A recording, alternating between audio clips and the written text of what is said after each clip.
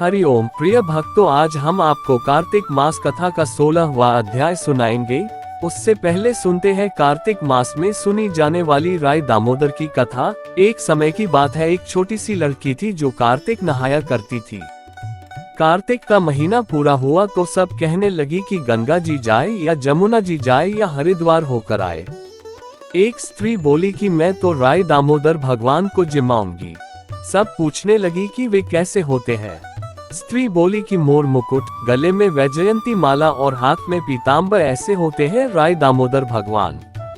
वह लड़की अपने घर आई, भगवान की रसोई बनाए, मंदिर में आए।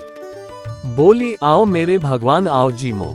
मंदिर में भगवान नहीं मिले। मंदिर से शहर में गई, शहर से जंगल गई, जंगल से पहाड़ों पर चढ़ गई। भगवान को पुकारते सुबह से शाम हो गई। भगवान लड़की को पहाड़ पर चढ़ते देख बोले कि ये तो ऊपर से गिरकर मर जाएगी और मेरे सिर इसकी हत्या लगेगी। इसे दर्शन देने ही होंगे। भगवान ब्राह्मण का रूप धरकर आए और बोले, चल बेटा, मैं तेरा भगवान हूँ, तू मुझे जिमा दे। लड़की बोली कि नहीं, तुम मेरे भगवान नहीं हो। ब्राह्मण बोला कि तेरे भगवान कैसे है? उसने कहा, मेरे भगवान तो मोर मुकुट वाले, गले में वैजयंती माला पहने हुए और हाथ में पीताम्बर लिए हुए हैं। ब्राह्मण बोला, अच्छा ऐसे हैं तेरे भगवान? हाँ, ऐसे हैं मेरे भगवान। अब भगवान ने लड़की के सामने अपना चतुर्भुजी रूप दिखाया। अब लड़की खुश हो गई और बोली कि हाँ, तुम ही हो मेरे भगवान। अब आगे आगे वह छोटी लड़की भाग रही थी और पीछे भगवान आ रहे थे। भागते भागते संग की सहेलियों से बोली कि मेरे घर मेरे भगवान आए हैं। उनमें से किसी एक ने कहा कि देखो तो इसके भगवान कैसे हैं। जिनके भाग्य में भगवान के दर्शन लिखे थे उन्हें हो गए। हे राय दामोदर भगवान, जैसे आपने लड़की को दर्शन दिए वैसे ही सभी को देना। सुनो लगाकर मन, सभी संकट सब मिट जाएं। कार्तिक महात्म का कमल 16वां अध्याय। राजा पृथु ने कहा, हे नारद जी, ये तो आपने भगवान शिव की बड़ी विचित्र कथा सुनाई है। अब कृपा करके आप ये बताइए कि उस समय राहु उस पुरुष से छूटकर कहाँ गया? नारद जी बोले, उससे छूटने पर वह दूध बर्बर नाम से विख्यात हो गया और अपना नया जन्म पाकर वह धीरे धीरे जलंधर के पास गया।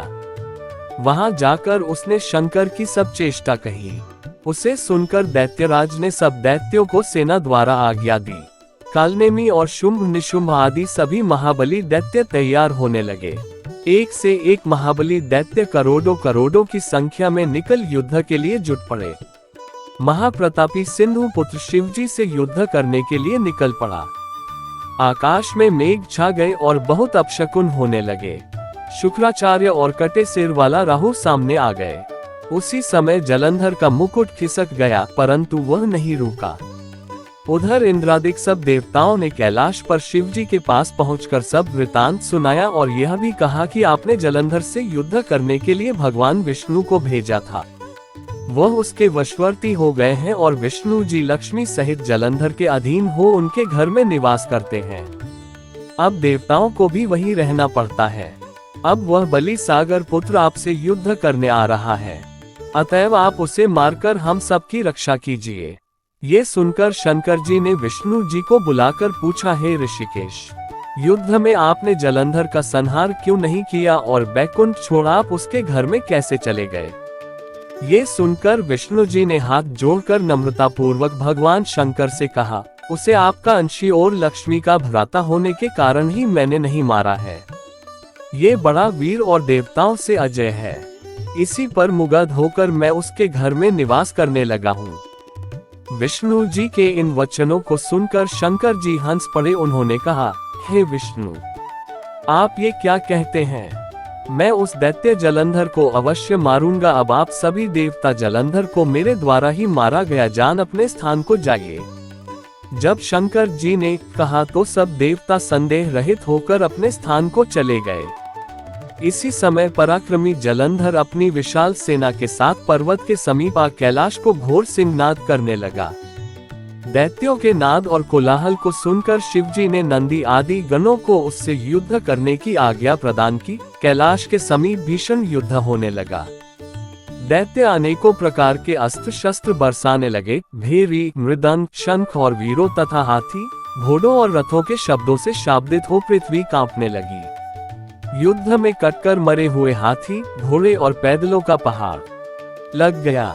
रक्त मांस का कीचड़ उत्पन्न हो गया। दैत्यों के आचार्य शुक्रजी अपनी मृत संजीवनी विद्या से सब दैत्यों को जिलाने लगे। ये देखकर शिव जी के गण व्याकुल हो गए और उनके पास जाकर सारा वृतांत सुनाया। उसे सुनकर भगवान रुद्र के क्रोध की सीमा न रही। फिर तो उस समय उनके मुख से एक बड़ी भयंकर कृत्या उत्पन्न हुई, जिसकी दोनों जंघाएं तालवृक्ष के समान थीं। वह युद्ध भूमि में जा सब असुरों का चवर्ण करने लग गई और फिर वह शुक्राचार्य के समीप पहुंची और शीघ्र ही अपनी योनि में गुप्त कर लिया। फिर स्वयं भी अंतर्धान हो गई। शुक्राचार्य के गुप्त हो जाने से दैत्यों का मुख मलिन पड़ गया और वे युद्ध भूमि को छोड़ भागे। इस पर शुंभ, निशुंभ और कालनेमी आदि सेनापतियों ने अपने भागते हुए वीरों को रोका। शिवजी के नंदी आदि गणों ने भी, जिसमें गणेश और स्वामी कार्तिकेय जी भी थे, दैत्यों से भीषण युद्ध करना आरंभ कर दिया। आइए अब सुनते हैं दामोदर लीला। एक बार अपनी दासी को घर के अन्य कार्यों में लगा हुआ देखकर माता यशोदा ने स्वयं ही मक्खन का मंथन किया। जब उन्होंने मक्खन का मंथन किया तो उन्होंने अपने पुत्र श्री कृष्ण की बाल्यावस्था की अद्भुत लीलाएं गाईं और उनके बारे में सोचकर आनंद लिया। उस समय श्री कृष्ण वहां प्रकट हुए और वह भूखे थे। वह चाहते थे कि माता मक्खन मथना बंद करे और पहले उन्हें खिलाएं। माता यशोदा ने अपने पुत्र को गोद में उठा लिया और उन्हें दूध पिलाने लगी। जब श्री कृष्ण दूध पी रहे थे तो माता यशोदा मुस्कुराए और अपने बालक की सुंदरता का आनंद लिया। अचानक चूल्हे पर रखा दूध उबलने लगा। दूध को छलकने से रोकने के लिए माता यशोदा ने तुरंत श्री कृष्ण को एक तरफ रख दिया और चूल्हे पर चली गई। अपनी माता द्वारा उस अवस्था में छोड़े जाने पर श्री कृष्ण बहुत क्रोधित हो गए और उनके होंठ और आंखें क्रोध से लाल हो गईं। उन्होंने अपने दांत और होठों को दबाया और पत्थर का एक टुकड़ा उठाकर तुरंत मक्खन के बर्तन को तोड़ दिया। उन्होंने उसमें से मक्खन निकाला और आंखों में झूठे आंसू के साथ एक सुनसान जगह में बैठकर मक्खन खाने लगे। इसी बीच माता यशोदा दूध के बर्तन को क्रम से लगाकर मंथन स्थल पर लौट आई। उन्होंने टूटा हुआ बर्तन देखा जिसमें मथा हुआ दही रखा हुआ था। चूंकि उन्हें अपना पुत्र नहीं मिला, इसलिए उन्होंने निष्कर्ष निकाला कि टूटा हुआ बर्तन बालक का ही काम था। वह सोचकर मुस्कुराए, बालक बहुत चतुर है। घड़ा तोड़ने के बाद दंड के भय से वह यहाँ से चला गया है। जब उन्होंने इधर उधर खोज की तो अपने पुत्र को लकड़ी के एक बड़े उखल पर बैठा पाया, जिसे उल्टा रखा गया था। वह एक झूले पर छत से लटके हुए बर्तन से मक्खन ले रहा था और उसे बंदरों को खिला रहा था। माता यशोदा ने देखा कि श्री कृष्ण उनके नटखट व्यवहार के प्रति सचेत थे, क्योंकि वह उनके डर से इधर उधर देख रहे थे। अपने पुत्र को इतना व्यस्त देखकर वह चुपचाप पीछे से उनके पास पहुंची।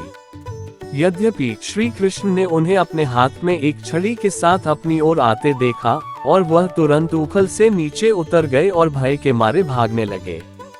माता यशोदा ने भगवान के सर्वोच्च व्यक्तित्व को पकड़ने की कोशिश करते हुए सभी कोनों में उनका पीछा किया, जो महान योगियों के ध्यान से भी कभी संपर्क नहीं करते हैं।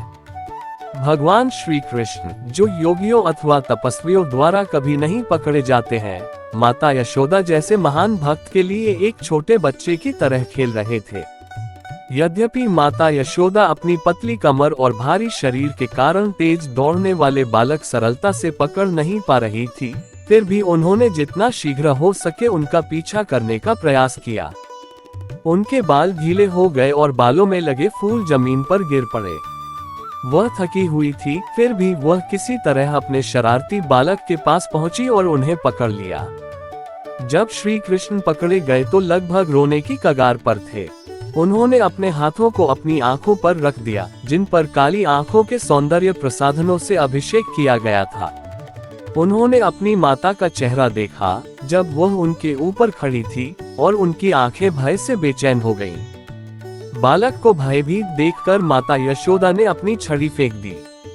उन्हें दंडित करने के लिए उन्होंने सोचा कि वह उनके हाथों को कुछ रस्सियों से बांध दे, परंतु जब उन्होंने श्री कृष्ण को बांधने का प्रयास किया तो पाया कि वह जिस रस्सी का उपयोग कर रही थी वह 2 इंच छोटी थी।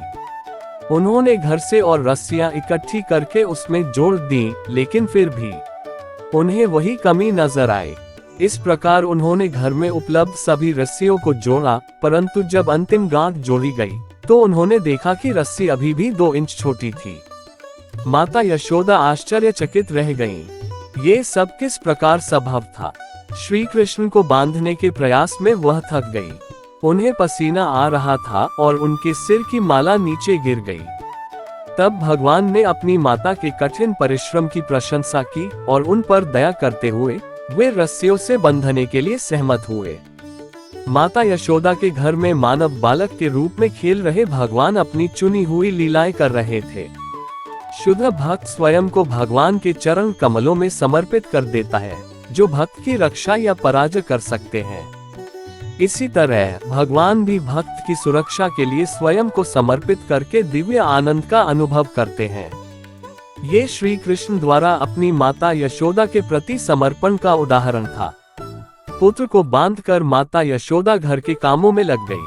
उस समय लकड़ी के ऊखल से बंधे हुए भगवान अपने सामने बहुत ऊंचे पेड़ों की एक जोड़ी देख सकते थे, जिन्हें अर्जुन के पेड़ के रूप में जाना जाता था, जिसे उन्होंने नीचे खींचने के बारे में सोचा। अपने पिछले जन्मों में पेड़ों ने कुबेर के मानव पुत्रों के रूप में जन्म लिया और उनके नाम नलकूबर और मणिग्रीव थे। सौभाग्य से वे प्रभु के दर्शन के भीतर आ गए। अपने पूर्वजन्म में उन्हें महान ऋषि नारद ने भगवान श्री कृष्ण को देखने का सर्वोच्च आशीर्वाद प्राप्त करने के लिए शाप दिया था। उन्हें यह वरदान शाप नशे के कारण भूल जाने के कारण दिया गया था। श्रीमद् भागवत पुराण के 10वें अध्याय के 10वें स्कंध में एक कथा है। कुबेर के दोनों पुत्र नलकूबर और मणिग्रीव भगवान रुद्र के सेवक थे। धनी होने एवं भगवान शिव की कृपा कारण दोनों बहुत गर्वोन्मत्त हो गए। एक दिन वे दोनों मंदाकिनी नदी के तट पर मदिरा पीकर मद में चूर हो गए। अप्सराएं उनके साथ गा बजा रही थीं और वे पुष्पों से लदे हुए वन में उनके साथ विहार कर रहे थे। दैवयोगवश देवर्षि नारद जी उस स्थान से निकले। देवर्षि नारद को देखकर वस्त्रहीन अप्सराएं लज्जित हो गई एवं भयभीत होकर तीव्रता से अपने वस्त्र पहन लिए, परंतु इन दोनों कुबेर पुत्रों कोई लज्जा नहीं दिखाए। वे उसी प्रकार नग्न अवस्था में क्रीड़ा करते रहे। जब देवर्षि नारद ने देखा कि ये देवताओं के पुत्र होकर भी गर्व एवं मद से अंधे और उन्मत्त हो रहे हैं, तब उन्होंने उन दोनों को श्राप देते हुए कहा कि अहंकार के कारण तुम दोनों का व्यवहार जल के समान हो गया है, इसलिए तुम लोग वृक्ष बन जाओ। 100 वर्षों के बाद जब भगवान श्री कृष्ण का अवतार होगा तो वह तुम्हें शाप मुक्त करेंगे। नारद मुनि के शाप से नलकूबर और मणिग्रीव अर्जुन वृक्ष बन गए। इन दोनों वृक्षों के साथ साथ होने के कारण इन्हें यमलार्जुन कहा गया। जैसे ही भगवान श्री कृष्ण ने खींचा, 2 पेड़ उनकी सभी शाखाओं और अंगों के साथ एक महान ध्वनि के साथ तुरंत नीचे गिर गए। गिरकर टूटे हुए पेड़ों में से 2 महान आत्माएं निकली, जो धधकती अग्नि की तरह चमक रही थीं। उनकी उपस्थिति से सभी दिशाएं रोशन हो गई। 2 शुद्ध व्यक्तित्व तुरंत बाल कृष्ण के सामने आए और अपना सम्मान और प्रार्थना करने के लिए झुक गए। इस प्रकार भगवान श्री कृष्ण द्वारा कुबेर पुत्रों नलकूबर और मणिग्रीव का उद्धार किया गया। उस दिन से कार्तिक दामोदर मास को दामोदर लीला की याद में मास भर चलने वाले उत्सव के रूप में मनाया जाता है, जो भगवान श्री कृष्ण द्वारा मक्खन चुराने की लीला है और फलस्वरूप उनकी प्रिय माता यशोदा द्वारा ऊखल से बांधा जाता है। संस्कृत में दाम का अर्थ रस्सी और उदार का अर्थ पेट होता है। दामोदर श्री कृष्ण को संदर्भित करता है, जो उनकी माता यशोदा द्वारा स्नेह की रस्सी से बंधे थे। दामोदराष्टकम ये प्रार्थना गीत भगवान श्री कृष्ण की बाल्यावस्था की लीलाओं का वर्णन करता है, जब उन्होंने अपनी माता यशोदा से भागने की कोशिश की, जब उन्होंने मक्खन चुराने के लिए उन्हें दंडित करने की कोशिश की। भगवान श्री कृष्ण वृंदावन की महिलाओं एवं गोपियों से मक्खन चुराते थे। एक बार उनकी माता यशोदा ने उसे पकड़ लिया, उसकी कमर को रस्सी से बांध दिया और उन्हें दंडित करने के लिए ओखली से बांध दिया। इसलिए भगवान को दामोदर के रूप में भी जाना जाता है। कार्तिक मास के दौरान भक्तगण प्रतिदिन भगवान श्री कृष्ण के दामोदर स्वरूप के सम्मुख घी के दीपक का अर्पण करते हुए इस प्रार्थना को गाते हैं। दीपदान करते समय भगवान के दाहिने पैरों के चारों ओर 2 बार और बाएं पैरों के चारों ओर 2 बार दीप दिखाएं। उसके बाद 2 बार पेट के आसपास दीप दिखाएं। फिर सिर के चारों ओर 3 बार दीप दिखाएं। अंत में भगवान के पूरे शरीर के चारों ओर 7 बार दीप दिखाएं। प्रत्येक श्लोक में भगवान के विभिन्न गुणों का वर्णन किया गया है, जो इस समय में एक बालक के रूप में प्रकट होते हैं और अपने भक्तों के स्नेह से स्वयं को कैद करने की अनुमति देते हैं। नीचे दिए गए 8 श्लोक की प्रार्थना गाएं, जिसमें हिंदी अनुवाद भी है। नमामीश्वर सच्चिदानंदरूप लसत कुंडलम गोकुले भराजमान यशोदाभियोलुक्लधावमान परामृष्टमत्यम ततो द्रुत्या गोप्या। जिनके कपोलों पर 2 दुल्यमान मकराकृत कुंडल क्रीड़ा कर रहे हैं, जो गोकुल नामक अपराकृत चिन्मय धाम में परम शोभायमान है, जो दधिभान दूध और दही से भरी मटकी फोड़ने के कारण माँ यशोदा के भय से भीत होकर औखल से कूदकर अत्यंत वेग से दौड़ रहे हैं और जिन्हें माँ यशोदा ने उनसे भी अधिक वेग पूर्वक दौड़कर पकड़ लिया है, ऐसे उन सच्चिदानंद स्वरूप सर्वेश्वर श्री कृष्ण की मैं वंदना करता हूँ। रुदंतम मुहुर्नेत्र युग्म मृजंतम कराम्भोज युग्मेन सातंक नेत्रम मुहुर श्वास कंप त्रिरेखांक कंठ स्थित ग्रैव दामोदर भक्ति बद्धम। जननी के हाथ में छड़ी देखकर मार खाने के भय से डरकर जो रोते रोते बारंबार अपनी दोनों आंखों को अपने हस्तकमल से मसल रहे हैं, जिनके दोनों नेत्र भय से अत्यंत विभल है, रोदन के आवेग से बारंबार श्वास लेने के कारण त्रिरेखायुक्त कंठ में पड़ी हुई मोतियों की माला आदि कंठभूषण कंपित हो रहे हैं और जिनका उदर माँ यशोदा की वात्सल्य भक्ति के द्वारा रस्सी से बंधा हुआ है, उन सच्चिदानंद स्वरूप सर्वेश्वर श्री कृष्ण की मैं वंदना करता हूँ। इतिदृक् स्वलीलाभिरानंद कुंडे स्वघोष निमज्जन्तम आख्यापयन्तम तदीयशितज्ञेषु भक्तिर्जितत्वम पुनः प्रेमतस्तम शतावृति वंदे। जो इस प्रकार दामबंधनादि रूप बाल्य लीलाओं के द्वारा गोकुल वासियों को आनंद सरोवर में नित्यकाल सराबोर करते रहते हैं और जो ऐश्वर्यपूर्ण ज्ञानी भक्तों के निकट मैं अपने ऐश्वर्यहीन प्रेमी भक्तों द्वारा जीत लिया गया हूँ, ऐसा भाव प्रकाश करते हैं, उन दामोदर श्री कृष्ण की मैं प्रेम पूर्वक बारंबार वंदना करता हूँ। वर देव मोक्ष न मोक्षावधि वा न चान्यम वृणे वरेशादपि इदम ते वपुरनाथ गोपाल बालम सदा में मनस्याविरास्ता के मन्य। हे देव, आप सब प्रकार के वर देने में पूर्ण समर्थ हैं, तो भी मैं आपसे चतुर्थ पुरुषार्थ रूप मोक्ष या मोक्ष की चरम सीमा रूप श्री वैकुंठ आदि लोक भी नहीं चाहता और न मैं श्रवण और कीर्तन आदि नवधा भक्ति द्वारा प्राप्त किया जाने वाला कोई दूसरा वरदान ही आपसे मांगता हूँ। हे नाथ, मैं तो आपसे इतनी ही कृपा की भीख मांगता हूँ कि आपका ये बालगोपाल रूप मेरे हृदय में नित्यकाल विराजमान रहे। मुझे और दूसरे वरदान से कोई प्रयोजन नहीं है। इदम ते मुखाम्भोजम अत्यंत नीले वृत कुंतलः स्निग्ध रक्तैश्च गोप्या मुहुश्चुंबित बिंबरक्ताधर में मनस्याविरास्ताम्लम लक्ष्यलाभय। हे देव, अत्यंत श्यामल वर्ण और कुछ लालिमा लिए हुए चिकने और घुंघराले लाल बालों से घिरा हुआ तथा माँ यशोदा के द्वारा बारंबार चुंबित आपका मुख कमल और पके हुए बिंबफल की भांति अरुण अधर पल्लव मेरे हृदय में सर्वदा विराजमान रहे। मुझे लाखों प्रकार के दूसरे लाभों की आवश्यकता नहीं है। नमो देव दामोदरानंद विष्णु प्रभो दुख जालाब्धि मग्नम कृपा दृष्टि वृष्ट्यति दीन बतानु ग्रहानेश मामज्ञ मेध्यक्ष दृश्य। हे देव, हे भक्तवत्सल दामोदर, हे अचिंत्य शक्तियुक्त अनंत, हे सर्वव्यापक विष्णु, हे मेरे ईश्वर प्रभो, हे परम स्वतंत्र ईश, मुझ पर प्रसन्न होवे। मैं दुख सिंह रूप समुद्र में डूबा जा रहा हूँ, अतएव आप अपनी कृपा दृष्टि रूप अमृत की वर्षा कर मुझ अत्यंत दीनहीन शरणागत पर अनुग्रह कीजिए एवं मेरे नेत्रों के सामने साक्षात रूप से दर्शन दीजिए। कुबेरात्मजो बध मूर्त्य व्यद्वत् त्वया मोचिता भक्ति भाजो कृतौच तथा प्रेम भक्तिन स्वका में प्रयच्छ न मोक्षे ग्रहो मेस्ति दामोदरे। हे दामोदर, जिस प्रकार अपने दामोदर रूप से औखल में बंधे रहकर भी नलकुबेर और मणिग्रीव नामक कुबेर के दोनों पुत्रों का नारद जी के श्राप से प्राप्त वृक्षयोनि से उद्धार कर उन्हें परम प्रयोजन रूप अपनी भक्ति भी प्रदान की थी, उसी प्रकार मुझे भी आप अपनी प्रेम भक्ति प्रदान कीजिए, यही मेरा एकमात्र आग्रह है। किसी भी अन्य प्रकार के मोक्ष के लिए मेरा तनिक भी आग्रह नहीं है।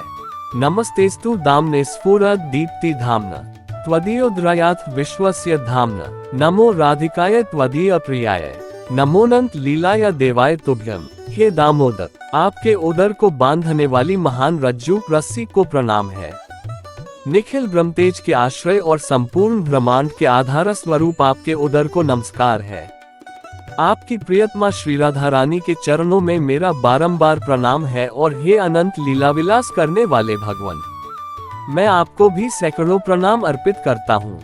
आइए अब सुनते हैं तुलसी चालीसा। नमो नमो तुलसी महारानी, महिमा अमित न जाए बखानी, दियो विष्णु तुमको सन्माना, जग में छायो सुयश महाना। विष्णु प्रिया जय जयते भवानी, तेहु लोक की हो सुख खानी। भगवत पूजा कर जो कोई, बिना तुम्हारे सफल न होई। जिन घर तब नहीं होए निवासा, उस पर करही विष्णु नहीं बासा। करे सदा जो तब नित सुमिरन, तय के काज होए सब पूरन। कार्तिक मास महात्म तुम्हारा, ताको जानत सब संसारा। तब पूजन जो करे कुवारी, पावे सुंदर वर सुकुमारी। कर जो पूजन नित नारी, सुख संपत्ति से होए सुखारी। वृद्धा नारी करे जो पूजन, मिले भक्ति होवे पुलकित मन। श्रद्धा से पूजे जो कोई, भवनिधि से तर जावे सोई। कथा भागवत यज्ञ करावे, तुम बिन नहीं सफलता पावे। छायो तब प्रताप जग भारी, ध्यावत तुम ही सकल चिद्धारी। तुम ही मात यंत्रन तंत्रन, सकल काज सिद्धि होवे क्षण में। औषधि रूप आप हो माता, सब जग में तब यश विख्याता। देव ऋषि मुनि और तपधारी, करत सदा तब जय जयकारी। वेद पुराणन तब यश गाया, महिमा अगम पार नहीं पाया। नमो नमो जय जय सुख कारनी, नमो नमो जय दुख निवारनी। नमो नमो सुख संपत्ति देनी, नमो नमो अध काटन छेनी। नमो नमो भक्तन दुख हरनी, नमो नमो दुष्टन मद छेनी। नमो नमो भव पार उतारनी, नमो नमो परलोक सुधारनी। नमो नमो निज भक्त उबारनी, नमो नमो जन काज संवारनी। नमो नमो जय कुमति नशावनी, नमो नमो सुख उपजावनी। जयति जयति जय तुलसी माई, ध्याऊं तुमको शीश नवाए। निज जन जानी मुहि अपनाओ, बिगड़े कारज आप बनाओ। करुण विनय मैं मात तुम्हारी, पूर्ण आशा करहूँ हमारी। शरण चरण कर जोड़ी मनाओ, निष्दिन तेरे ही गुण गाऊं। प्रभु मात यह अब मोह पर दाया, निर्मल होए सकल ममकाया। मनरु मात ये बर दीजय, सकल मनोरथ पूर्ण कीजय। जनू नहीं कुछ नेम चारा, क्षमहु मात अपराध हमारा। बर मास करे जो पूजा, ता सम जग में और न दूजा। प्रथम ही गंगा जल मंगवावे, फिर सुंदर स्नान करावे। चंदन अक्षत पुष्प चढ़ावे, धूप दीप नैवेद्य लगावे। करे आचमन गंगा जल से, ध्यान करे हृदय निर्मल से। पाठ करे फिर चालीसा की, स्तुति करे मात तुलसा की। यह विधि पूजा करे हमेशा, ताके तन नहीं रहे क्लेशा। करे मास कार्तिक का साधन, सोवे नित पवित्र सिद्ध हुई जाही। है ये कथा महासुखदायी, पढ़े सुने सो भव तर जाए। तुलसी मैया तुम कल्याणी, तुम हरी महिमा सब जग जानी। भाव ना तुझे मां नित नित ध्यावे, गा गा कर मां तुझे रिझावे।